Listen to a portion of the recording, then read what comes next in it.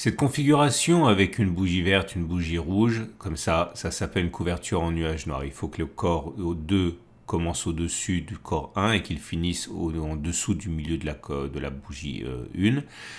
Et on sait que c'est un signal à réputation baissière. On va voir aujourd'hui si on peut gagner de l'argent en spéculant à la baisse lorsque cela se produit. Salut, c'est Trado, content de vous retrouver pour la mise à jour de l'analyse technique du CAC 40. Alors, séance de baisse, évidemment, 1,8%. Les nouvelles en provenance des États-Unis n'ayant pas été bien accueillies, notamment sur le plan de l'inflation. Et la baisse que tout le monde attendait, eh bien, est venue se mettre en place, pas avant un dernier contact avec, comme par provocation, la zone de résistance ici des 73,97, 73,68. Bon, tout le monde voyait cette zone de résistance trimestrielle. Le problème n'était pas de voir la résistance trimestrielle, le problème était de savoir quand déclencher le trade baissier. Eh bien, certains vont donc trouver que l'occasion est trop belle à présent pour le faire. Alors, beaucoup de choses à dire. Première chose à dire, vous avez ici une grande bougie rouge qui termine sur les plus bas. C'est un quasi-marubozu baissier. Comme vous le savez, eh bien, on pouvait utiliser un ensemble d'outils qui nous incitaient à envisager une baisse. Premier outil, eh bien, on avait ce chandelier japonais ici, qui était un pin bar baissier, qui faisait suite à un pin bar haussier. Force est de constater que le pin bar baissier l'a remporté cette fois-ci. Et on est également en partance pour le ralliement de l'objectif premier de la vague de Wolf. Alors j'en ai parlé, j'en reparle une dernière fois. 1, 2, 3, 4, 5, 6. Premier objectif, aller chercher le point 4. Deuxième objectif, aller chercher le point 6. Évidemment, le point 6 est beaucoup plus rarement rallié que le point 4, mais en tout cas, cela milite pour une continuation de la baisse, d'autant qu'il y a d'autres éléments, mais là, il faut que je bascule du côté de l'hebdomadaire, puisque c'est le test que j'ai mené pour vous, le backtest que j'ai mené pour vous, c'est la couverture en nuage noir. Okay, là, vous avez aujourd'hui, en cette semaine, une couverture en nuage noir qui s'est dessinée. Alors, la couverture en nuage noir, c'est comme un avalement baissier. Sauf que le corps rouge, la clôture ne se fait pas en dessous du corps de la bougie précédente, mais s'arrête quelque part en dessous des 50%. Donc clairement, vous prenez les 50% de la bougie, ici. Ok, vous prenez le plus bas, prenez le plus haut. Et si nous avons une bougie qui commence au-dessus du corps précédent et qui termine en dessous des 50% de Fibonacci, eh bien, vous avez une couverture en nuage noir. Donc, quelque part, il faut que ça s'arrête entre là et là. Ok, mais pas en dessous ni au-dessus. Et là, on a une couverture en nuage noir dont on sait que eh bien, c'est un signe annonciateur de baisse. Alors, on va tester ça sur les données hebdomadaires et voir si effectivement on peut gagner de l'argent avec cette stratégie. Alors, évidemment, ce sont des données hebdomadaires, donc il a fallu que je remonte jusqu'à l'origine pour avoir quelque chose. Mais là, vous voyez, j'ai mis 2 pouces verts parce qu'on avait une couverture en nuage noir ici. Donc, on a bien une bougie verte, puis une bougie rouge. La bougie rouge commence au-dessus, en fait, comme si les mèches n'existaient pas. Le corps rouge commence au-dessus du corps vert, mais termine en dessous des 50% de la bougie. Okay, donc, c'est une couverture en nuage noir. Et j'ai mis 2 pouces verts parce que, 1, on a clôturé plus bas. Et 2, on a au moins touché la distance égale à le sommet de la figure, mais reporté vers le bas. Clairement, entre la clôture et le sommet des 2 bougies, on avait 5,24% au maximum. Et vous voyez qu'au pire, on a fait ces 39. Donc, on a au moins fait une fois la distance. Donc, c'est pour ça que j'ai mis 2 pouces vers là. Par contre, vous avez 2 pouces rouges parce que la couverture en nuage noir était là. Ok. Mais si on prend la distance au plus haut de la bougie, de la figure 1 ou 2, c'était 3,86, on n'a pas fait 3,86, on a fait moins 2,44 maximum. Et on n'a même pas clôturé en dessous de la bougie 2. Donc c'est 2 pouces rouges pour signifier un échec. Alors attention, fait important, j'ai regardé que ces objectifs soient atteints, avoir une clôture au-dessus du plus haut et pas simplement un passage. Je vais vous montrer pourquoi après, parce que ça change significativement les résultats. Donc là, pareil, un échec, ça n'a pas fonctionné. Je continue à faire défiler. Là, c'est un double succès. Là. Alors là, voilà, justement, j'ai encadré parce que il y en a eu plusieurs, des cas comme ça, 3 si ma mémoire est bonne. Et vous voyez, la couverture en nuage noir était là. mais on est passé au-dessus des plus hauts, donc on aurait pu invalider le trade, ou du moins le faire perdre, mais comme on n'a pas clôturé au-dessus, je l'ai gardé, et j'ai simplement regardé si on arrivait quand même à atteindre l'objectif, malgré le fait que l'on soit passé en semaine au-dessus, mais qu'on n'ait pas clôturé au-dessus.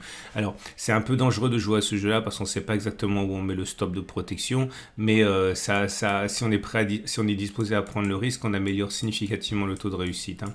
Là, c'est un double succès aussi. Ah oui, les puristes aiment bien que les couvertures en nuage soient en haut d'une période de hausse, comme ici. Ok, mais moi je les ai prises toutes, hein, les couvertures. Succès, double échec, là, double succès. Donc je vais faire défiler, j'ai dit.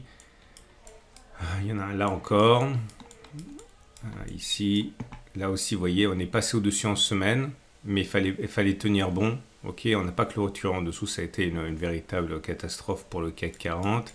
Il y en a plusieurs des comme ça, suffisamment pour qu'on décide de tenir compte de ces cas-là. Et voilà, on est à l'origine du CAC 40. Et après avoir eu la bagatelle de 24 uniquement en occurrence, hein, j'ai pas réussi à en avoir plus sur les données hebdomadaires, voilà le résultat. A-t-on raison de parier sur le fait qu'on n'a pas terminé de baisser? Alors oui, sur les 24 occurrences, dans 63% des cas, on est allé plus bas, on a clôturé plus bas. Et dans 37% des cas, non, on a clôturé au-dessus du plus haut des deux bougies. Y a-t-on raison de parier sur un ralliement d'une distance au moins égale au sommet? Donc ça veut dire 2,81 mais vers le bas. Eh bien, oui, on va dire 54%. Ça se joue pas à grand-chose, hein. 54% de succès, 46% d'échec. Alors attention, parce que si vous décidez de trader ça plus tard, vous devez vraiment être conscient du fait que, voilà, avec un taux de succès à 54%, donc quelque part ici, eh bien, vous avez quand même beaucoup de chances de perdre. 4 trades, regardez, vous avez 55% de chances d'avoir 6 trades perdants d'affilée sur une série de 100 trades. Donc, c'est pas parce que les statistiques semblent vous être favorables que vous devez parier la maison, la cabane du chien et le chien, parce que vous avez de fortes chances, hein, d'avoir une série perdante de plusieurs occurrences, hein, quand on a un taux de succès d'uniquement 55%. Il faut vraiment le garder à l'esprit, mais en tout cas, si ce backtest était valable, eh bien, parier sur la baisse fait sens. Je reviens sur mes données journalières. Et vous allez voir qu'il y a vraiment beaucoup de signaux baissiers. Alors on l'a dit, hein, la vague de Wolf qui n'est pas achevée, l'avalement baissier, on a au niveau des éléments techniques, par exemple le cycle de Schaff qui passe en dessous de 75, tout ça on a déjà testé, on sait que c'est pas bon. Le SAR qui a été cassé également, on voit que le SAR va à premier point rouge et on sait qu'il est exceptionnel que l'on n'ait pas un autre point rouge, donc une autre baisse par rapport à ça. Et vous avez la moyenne mobile, les éléments techniques. Alors la moyenne mobile à cette période a été cassée, on est en dessous d'une M7 qui descend, donc maintenant la tendance immédiate elle est baissière. La moyenne mobile à 20 périodes est cassée, donc la tendance générale est neutre parce que la M20 monte toujours. La M50 n'est pas menacée pour l'instant, la tendance de fond est toujours haussière. Et la tendance de long terme également est haussière.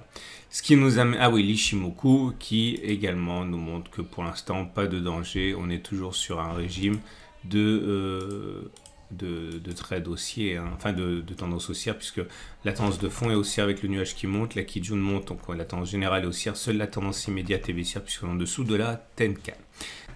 Alors aujourd'hui, j'aimerais vous parler dans le cadre du coup de projecteur du jour d'une nouvelle fonction que vous pouvez trouver sur ProRealTime qui est très utile lorsque vous débutez et même lorsque vous êtes en intermédiaire pour des calculs rapides, c'est la fonction de money management. Alors je sais que la plupart d'entre vous travaillent sur des actions, je vais prendre une action BNP Paribas par exemple parce qu'elle est très tradée. Donc voilà les données journalières. Je vous montre un petit peu, ça sert à mettre et à programmer votre ordre de telle manière à ce que votre portefeuille ne subisse pas trop de pertes par rapport à ce que vous envisagez. Donc en fait la fonction se trouve ici au niveau des quantités automatiques. Vous établissez ici le risque maximal que vous voulez prendre en termes de pertes. Bon, ça fonctionne évidemment pour tout, hein. Vous pouvez travailler avec les actions, avec les indices, etc. Donc imaginons par exemple que vous ne vouliez pas perdre plus que 2%, c'est beaucoup. Alors on va dire 2% de votre portefeuille. Ici vous choisissez donc 2%, mais vous pouvez bien sûr choisir 5 ou 0,5%. On va dire 2%, ce qui est assez courant pour les actions. Voilà. Et imaginons que vous décidiez d'acheter ici, ok, à ce niveau-là, on va dire, après correction, là, et que votre objectif serait de prendre votre profit ici, avec un stop de protection qui serait, mettons, là. Ok, donc vous ne voulez pas acheter tout de suite, vous voulez laisser tomber les cours, acheter ici, pareil sur un retour là avec un stop de protection là. Donc imaginons que vous décidiez de trader, c'est des chiffres ronds, c'est un compte de démonstration, donc c'est 100 000 euros, mais c'est simplement pour l'exemple. Donc l'important c'est que vous choisissez de ne pas perdre plus de 2% là. Donc après vous cliquez sur la petite icône ici, limite, et vous décidez d'acheter donc là. Et une fois que vous avez choisi d'acheter, mettons, à 61,35, eh bien, il va automatiquement décider de la quantité que vous allez acheter. Vous voyez, ça ne change pas, la perte maximale, elle est de 2000 euros. 2000 euros parce que ça fait 2% de votre capital de 100 000 euros dans cet exemple. Hein.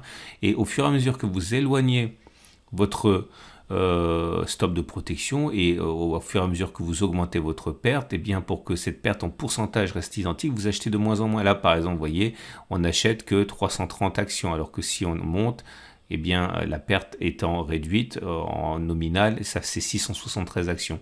Donc, vous voyez, vous ajustez comme ça. Donc, ça calcule automatiquement le nombre d'actions que vous devez acheter compte tenu de votre stop de protection. Et vous voyez, donc si on va chercher ce niveau-là pour BNP Paribas, eh bien, vous savez qu'automatiquement, vous allez acheter un nombre donné d'actions, en l'occurrence ici 694, et que si votre stop de protection est touché, vous aurez perdu 2000 euros. Okay, donc ça c'est une fonction qui est très intéressante, je trouve. Alors, imaginons que vous décidez d'acheter maintenant pour une raison qui est la vôtre et que vous décidiez par exemple que vous ne voulez pas perdre plus que 0,5% de votre capital, on va dire 1%, voilà, 1%. 1% de votre capital sur 100 000 naturellement c'est 1000. Donc vous achetez, vous cliquez ici, vous dites j'achète tout de suite. Votre stop de protection, si vous le voulez en dessous ici, vous voyez, ça, vous risquez 1000 euros, ça se voit, 998. Bon, ça change au fur et à mesure, mais un tout petit peu, simplement pour s'adapter à la valeur de l'action. Donc là, vous avez 218 actions achetées. Et on a automatiquement calculé pour que vous ne perdiez pas plus qu'1% de votre capital. C'est très important, très intéressant, parce que parfois vous vous demandez, quand vous débutez, comment déterminer le risque et comment le calculer par rapport aux actions que vous achetez, voilà. Bon, c'est un exemple parmi d'autres, il y a beaucoup d'autres applications et beaucoup d'autres choses à dire, mais j'ai essayé de vous les dire petit à petit, et comme ce sont de nouvelles fonctionnalités que propose PRT et que je suis ambassadeur PRT, je voulais vous présenter ça, mais encore une fois, on va les faire petit à petit parce que sinon c'est trop dense. Si vous voulez découvrir ça, vous avez un lien PRT en dessous de la vidéo et comme ça vous pouvez ouvrir un compte de démonstration. Alors si vous êtes haussier, vous pouvez envisager effectivement de rentrer maintenant, mais je ne pense pas non plus que ce soit le plus prudent. À noter d'ailleurs que le support des 72,33, 72,75 a lâché.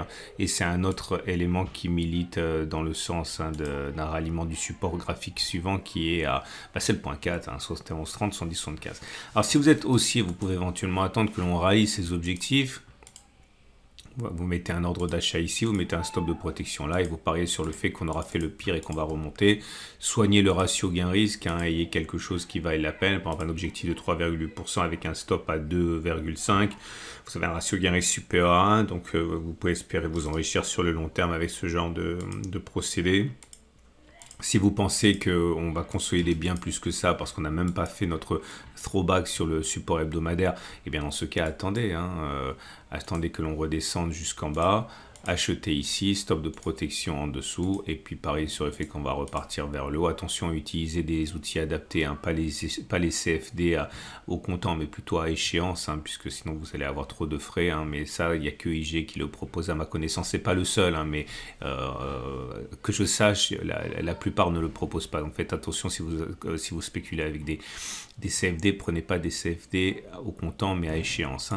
Donc ça voudrait dire avoir un ratio gain-risque. Voilà, si vous achetez ici, vous visez un retour sur les plus hauts, ça fait 8% d'objectif avec un stop à 4%. Vous avez, bon, c'est très bien, c'est un ratio de 2 pour 1. Si maintenant vous voulez spéculer à la baisse, Vous avez toutes les raisons hein, de le faire, notamment parce que voilà, vous avez un avalement baissier, etc. Donc si vous pensez que on va baisser de manière significative, eh bien vous pouvez viser un retour sur le support hebdomadaire, stop de protection au-dessus de la zone, en vous disant qu'on a déjà fait la hausse de l'année, on ne va pas aller beaucoup plus haut maintenant. Ça vous donne un ratio gain-risque d'à peu près 1. Vous pouvez bien sûr resserrer un petit peu votre stop de protection pour améliorer ça, ou être patient et attendre que l'on vienne, que l'on remonte un petit peu éventuellement dans un pullback avant de spéculer à la baisse. Et là, vous aurez tout de suite un ratio gain-risque de 2. Bon, après, c'est votre patience qui doit le déterminer. En tout cas, je vous parle de moi là, donc je suis vraiment embêté. Je veux dire pourquoi je suis embêté, parce que vous savez que j'étais en position baissière, que je suis rentré, je sais plus, quelque part par là, et j'avais dit que je prendrais mes bénéfices sur la moyenne mobile à 20 périodes. Ok, la moyenne mobile à 20 périodes, hein, j'avais expliqué que quand on réintègre les bandes de Bollinger, on va chercher la M7 et puis après on va la chercher la M20, etc. etc. Et comme ma politique, c'est toujours vous dire à l'avance ce que je fais et de faire ce que je fais, parce que sinon, vous n'apprenez rien, quoi, hein, si je change mon fusil d'épaule tout le temps. Donc voilà, obligé de sortir sur la M20. Mais je pense vraiment qu'on va aller plus bas. Donc je vais re-rentrer dans un autre trade, puisque ce trade-là, je suis obligé de le clôturer. Par intégrité morale, on va dire. Donc je vais re-rentrer. Je vais re-rentrer à l'ouverture. Ok, je vais mettre un stop de protection. On va dire que si j'ai de la chance, je rentrerai uniquement si j'arrive à avoir un bon prix. C'est-à-dire que si on ouvre avec un énorme gap baissier, je ne rentre pas. C'est compliqué de vous donner ce que je vais faire à l'avance, parce que ça se passe rarement comme je veux. Bah là, par exemple, vous voyez. Mais on va dire la chose suivante. Je rentrerai uniquement si on a un pullback. Donc, si je vous donne des ordres de grandeur, si on prend voilà ceci, j'aimerais bien rentrer idéalement sur le niveau des 50% de retracement de Fibonacci, mais j'ai pas envie non plus de pas rentrer, donc je vais me contenter de rentrer aux alentours des 23,6% de Fibonacci si on y va. Et non, je dis des bêtises parce que je sais pas ce qui va se passer, à condition que ce soit en territoire en hausse à l'entrée. Donc je rentrerai, stop de protection au-dessus des précédents sommets. Là, ok. Donc clairement, si on ouvre ici, j'achète pas, enfin je spécule pas à la baisse. Si on est au-dessus des 7186,94 à l'ouverture, hein, j'achèterai, je spéculerai à la baisse. Voilà, c'est tout ce que je peux faire avec autant d'inconnus. Il y a encore dans la vraie vie, je serais même pas sorti sur la M20, puisque voilà, il était plausible que l'on aille plus bas. Donc je clôture mon trade baissier, je re-rentre à la baisse. Voilà. Je vous souhaite une excellente journée. Il y a plein de vidéos pour vous regarder, notamment si vous êtes intéressé par le long terme avec l'accumulation rationnelle. Il faut savoir que les indices en général décrochent, l'or décroche aussi un petit peu. Si vous avez des optiques de long terme, eh bien c'est vraiment le moment de vous pencher sur mes vidéos d'accumulation rationnelle sur les ETF et l'or. À demain pour la mise à jour.